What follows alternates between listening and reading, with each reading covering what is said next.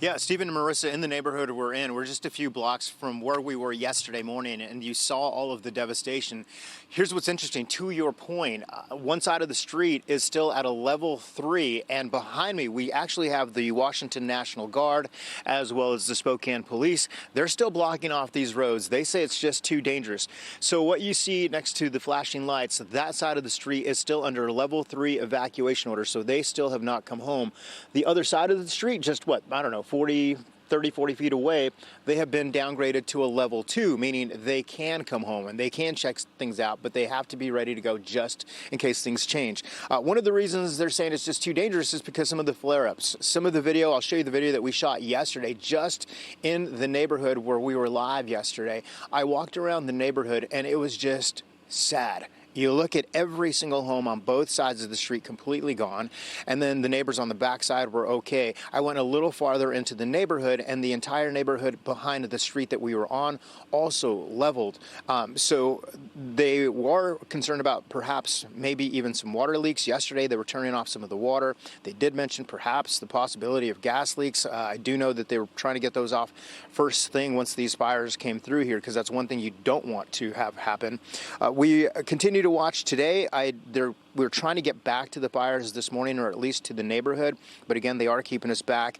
This after we got that breaking news that came in on Monday that we told you about 37-year-old Aaron Farinacci, who was arrested on first-degree arson. We talked to a couple of residents yesterday as we were kind of standing by. Here's what one man had to say about the whole situation. Heart-wrenching. You think about these people that have been in their homes for 20 to 30 years, I'd fall down to the ground in remorse. You know, my heart goes out to every one of them. I've talked to a few here. Can you imagine when they get their street and their house is leveled? I can't even imagine. Yeah, he just lived a couple of blocks away from where we were yesterday as well, living in the neighborhood for about 15, 20 years. His wife was actually a firefighter, retired, so they were watching the flames closely. Back to Farinacci, who was in court yesterday. He will appear again tomorrow in court at 3 p.m. When he first appeared in court, the judge, first thing he did was read his rights to him. Farinacci said he understood.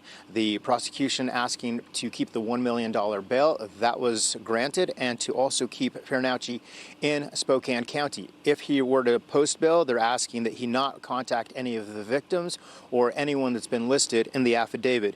They did say, the court documents do say, that he was found with a butane lighter and a rain-ready, heavy-duty, waterproof matches inside of the fanny pack. So a lot to come out of that investigation as well. But so many people out here, we talked about this yesterday, emotions are all over the place. You've got heartbreak, you've got people who feel guilt because their homes are still standing, their neighbors are no longer there, and then also anger once they found out that maybe this is human caused and the person who did it does have priors in the state of Arizona. By the way, we'll bring some more information to you on that in just a moment, but here we're just waiting to see. Some people will start to come back today.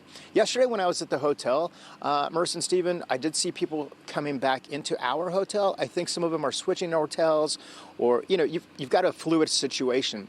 I saw one guy coming in with kind of one of those mattresses that you can sleep on with some sheets and some blankets, and, you know, he was just feeling sad and looking for a place to stay with his family. And I think that's been the situation here with so many trying to get back, and hundreds of structures that have been destroyed. And that's just in this specific fire. You got 3 of them burning in and around Spokane. You mentioned the weather conditions. Right now it is calm, which is good, and I don't think winds are going to be a problem today. The relative humidity is not very good. It's dry, especially during the afternoon. And once again, they are reinstating and reinforcing. Please do not fly drones in the area. They talked about this all day yesterday and last night yet again. If the drones are up, they can't do the air attacks. And still a lot of questions regarding those other 2 fires. I know the Old Trails fire, as we were looking up, Stephen McLeod, 24,000 structures are still threatened. Obviously, hundreds have burned. And it is the Old Trails fire where I would assume we've had most structures go up in flames, because the other 2 a little farther away. And we still don't know the cause of those fires. The Old Trails is the only one that they have suspected arson, right?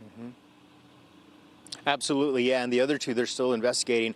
The other one on the other side of town, those are bigger lots, and those are big homes as well. Those have all been leveled, and they're close to a hillside.